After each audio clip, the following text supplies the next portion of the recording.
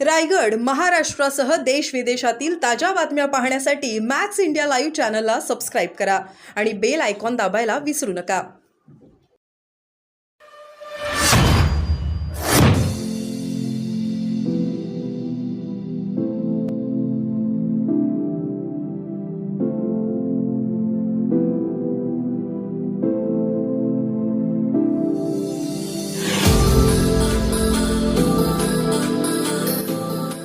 कुठल्या प्रकारचा काय आमचा पक्ष 15 वर्षांत तो सरपंच त्याला गावात घर सुद्धा नाही समजायचं. बार्शीचे राहणार आहेत माझे भाचे आहेत समजा, तो गेल्याला मोठा भाऊ ही बारका भाऊ. दहशत निर्माण झाली अशी की आमचं कोणी जिल्ह्यात काहीच करू शकत नाही. मराठ्याच्या माणसाला आम्ही सोडणार नाही अशी परिस्थिती तयार झालेली. जो मराठी असेल आज तर रोडवर धरून मारले, आम्ही घरात जाऊन मारू ही परिस्थिती. सगळे परिसरात काल इथं जवळपास कमीत कमी 20 गावचे लोक होते काल सगळे जमले. अशी परिस्थिती आमच्या इथपर्यंतची आहे. परळीपासून सकाळी सगळेच आले होते आणि आले होते हे ते. आता ही अशी परिस्थिती आहे. आता काही नाही तर घर नाही गावामध्ये. 5 वर्षांचा सरपंच समजा यांच्या कार्यकारणामध्ये सगळ्यांच्या सेवा करण्यामध्ये यांचं आयुष्य गेले आणि आमच्यावर अशी वेळ आहे समजा. कारखान्याच्या पाठीमाग कसला एक आंबा आहे, म्हणजे काय पाचे आंबा म्हणून एक शिवार आहे. पाचे आंबा म्हणून शिवार आहे. त्या शिवारात त्यांनी पूर्ण घटना घडली आणि पेत साहेब मारले. हाल करून ही फोटो जर बघितले काय वाटतं? हा मारायचं आहे ना, शिरा टाकायचा, विषय भेटून टाकायचा. प्रांत गेला असताना एकदम सगळे जे पोलीस कर्मचारी किंवा अधिकारी जे होते तर त्यांच्या कॉल डिटेल्स जर काढल्या तर सगळ्या गोष्टी लक्षात येतात. त्यांच्या कॉल डिटेल्स ह्याच्यामध्ये घ्यायला पाहिजे. आणि हे लेकरू बोललं का, लेकरू आरोपी त्यांच्या गाडीवर घेते ही एकदम सत्य साहेब, सत्य. नाही, ओव्हरऑल सगळं स्थिती बघितल्यावर असं लक्षात येतं की प्रशासन कोणाच्या तरी हाताचं बाहुलं बनलेलं आहे.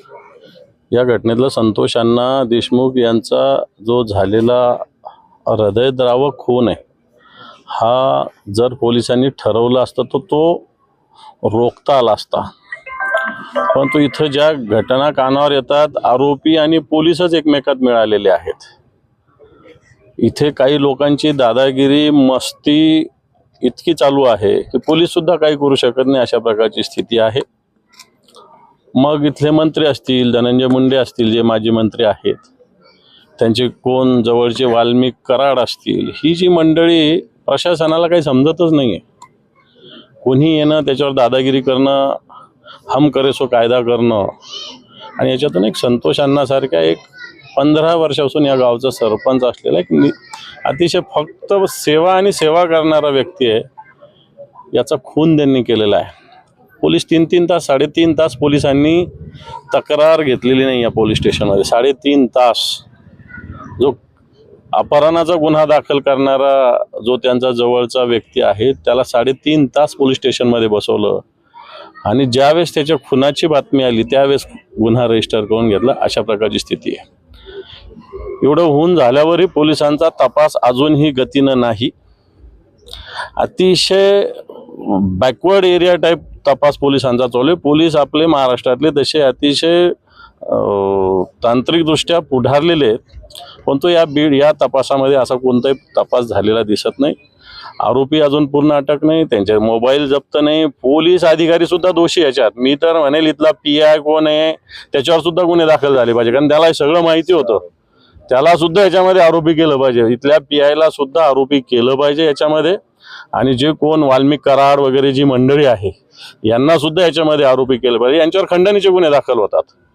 हे राजरोसपणे इथ्या कंपनीच्या येऊन वॉचमॅनला मारहाण करतात, सगळ्या गोष्टी करतात. वाल्मिक कराड यांच्यावर फक्त खंडणीचा गुन्हा दाखल होतो. मला असं वाटतं वाल्मिक कराड असतील, इथले पोलीस स्टेशनचे PI असतील, यांना सुद्धा सह आरोपी इथं करण्याची आवश्यकता आहे. जर नाही केलं पोलिसांनी तर मला असं वाटतं अधिवेशन तोंडावर आहे. सरकारला दे माय धरणी ठाई केल्याशिवाय आम्ही राहणार नाही. बीडचं कुठेतरी बिहार होते अशी चर्चा या राज्यात विधानसभेत काही आवाज वगैरे नाही. मी बीडला बदनाम करणार नाही, परंतु काही व्यक्तीमुळे निश्चित बीडचं नाव खराब होतं हे निश्चित आहे. कायदा सुव्यवस्थेच्या दृष्टीने निवडणुकीत सुद्धा बघितलं, उमेदवाराला मतदान केंद्रात जाऊ दिलं जात नव्हतं, पोलीस बघत होते तोंड घेऊन. पोलीस कशासाठी इथं हेच कळत नाही. मग यांच्या हातातच काट्या दिल्या पाहिजे, यांच्या हातातच बंदोबस्त दिला पाहिजे. कशाला पोलिसांनी खाकीवरती घातली पाहिजे इथली?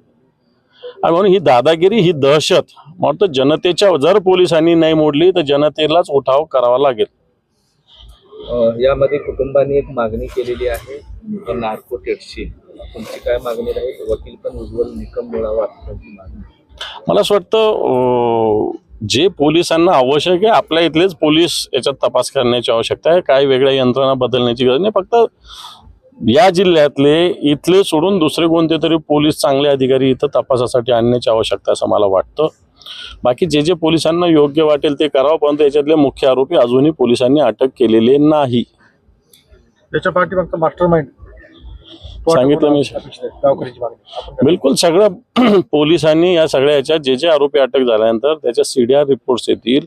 अपहरण झाल्यानंतर पोलिसांना संतोष अण्णांच्या भावानी, नातेवाईकांनी संपर्क साधलेला आहे. ते 15 मिनिटात येईल, 20 मिनिटात येईल, 30 मिनिटात येईल, 40 मिनिटात येईल सांगत होते.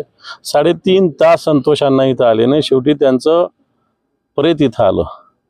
याचा अर्थ पोलीस अधिकाऱ्यांना ते कुठं आहे, काय आहे याचे डिटेल्स होते. आणि त्याच्यामुळे याच्यातले मास्टर माइंड जे पोलीस अधिकारी आणि त्यांच्या मागे जे कोणी व्यक्ती आहेत इथले, त्यांना अटक झाली पाहिजे, त्यांच्यावर कारवाई झाली पाहिजे.